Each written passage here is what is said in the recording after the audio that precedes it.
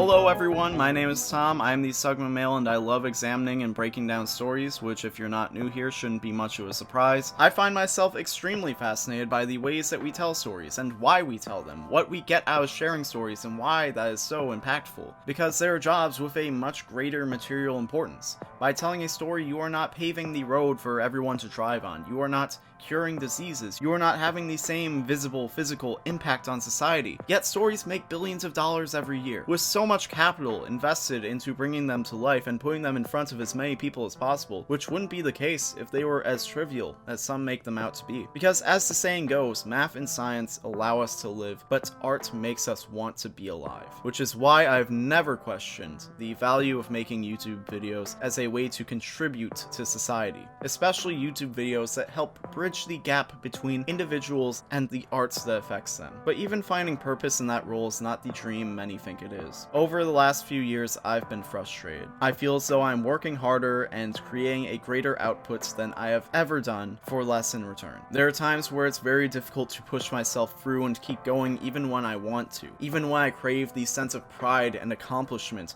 from putting my work out there, even though I get a sense of satisfaction from performing and entertaining that I don't get from doing anything else. And there are times where I feel like there is a fire trying to burn with no fuel. A story that I find myself coming back to is Kiki's Delivery Service. It is about a young witch, Kiki, who realizes that by using her ability to fly on a broom, she has a natural talent in being a delivery girl. She also finds genuine fulfillment in doing deliveries for people, so she puts her all into her work. Are you alright? I do this every day! As Kiki barely scrapes by off the money she's making, her social life suffers from always working, and she realizes that not every recipient of her deliveries is so grateful for her services. Will you please sign this receipt for me? I hate Grandma's stupid pies.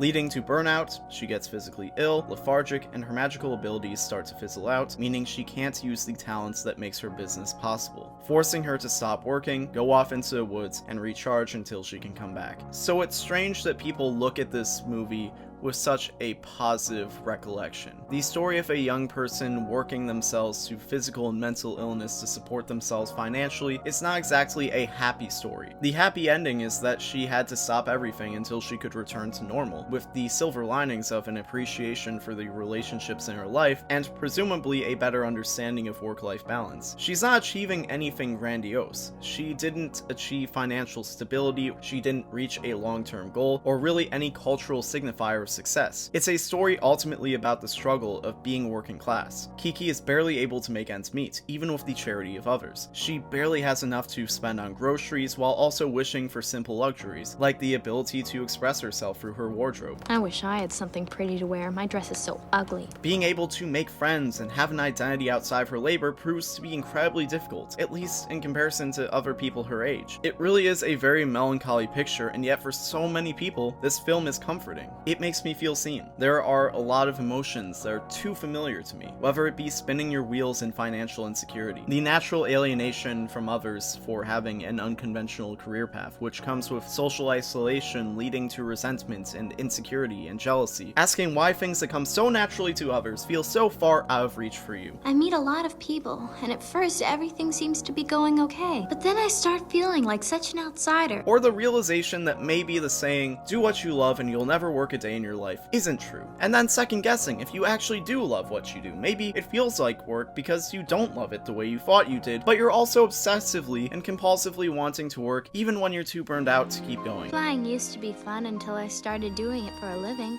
Hey, wait.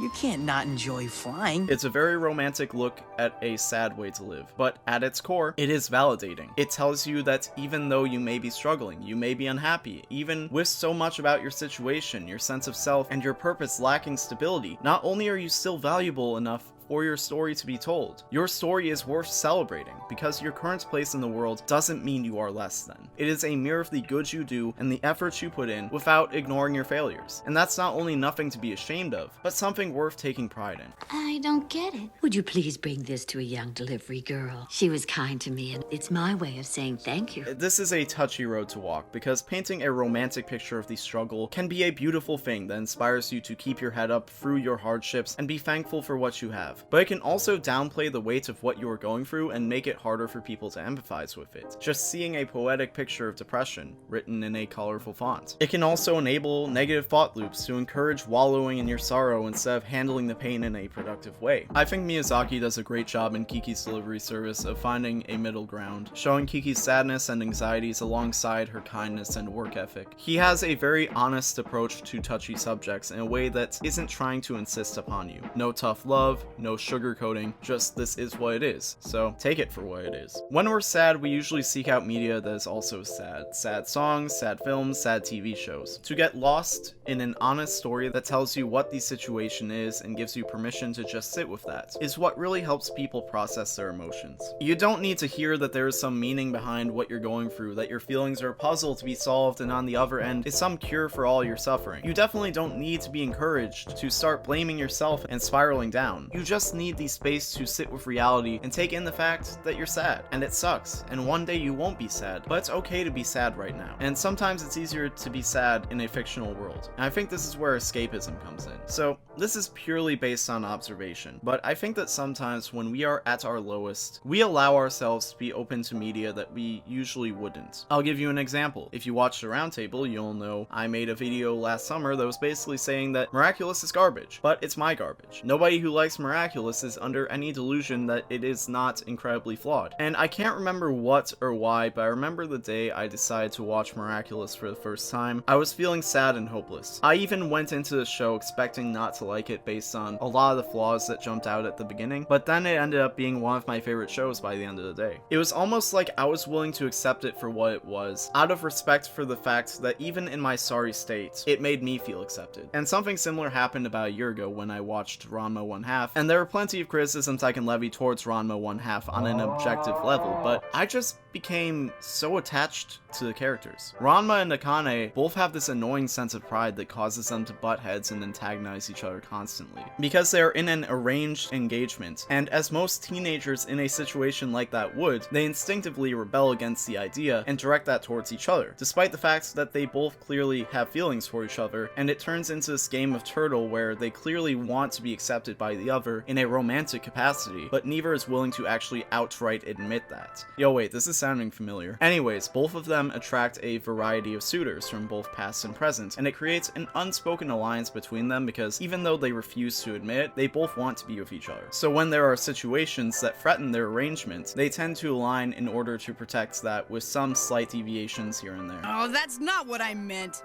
I take it back about you being cute. Who cares if I'm not cute? Anyway, I like you better in short hair. The premise of the story also plays a role in demanding vulnerability from each party.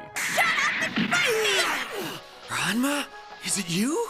Ranma's gender identity, the fact that he can be turned into a girl at a moment's notice despite firmly identifying as male, and the fact that among the people who know about it, Akane is the person with the closest proximity to Ranma in their day-to-day, that forces him to open up to her, and in turn she becomes more open with him. But this openness is also why both characters know exactly how to get under each other's skin. The TLDR is the circumstances of this relationship cause a lot of ups and downs for these two, and what that does is it sets up moments of very genuine sincerity that are contrasted against the many conflicts that arise, giving both Ranma and Akane a ton of dimension. So while I was burning through every episode of Ranma One Half, and also processing a really horrible point in my life, I felt like I wasn't alone while I did that. And it wasn't because I related to these characters, or because they resonated with me. It was because the story managed to make me care about these drawings on a screen like they were real people I knew in real life. And once I watched the final episode, and the final scene was just those two coming on screen and saying goodbye, I wasn't bawling my eyes out or anything,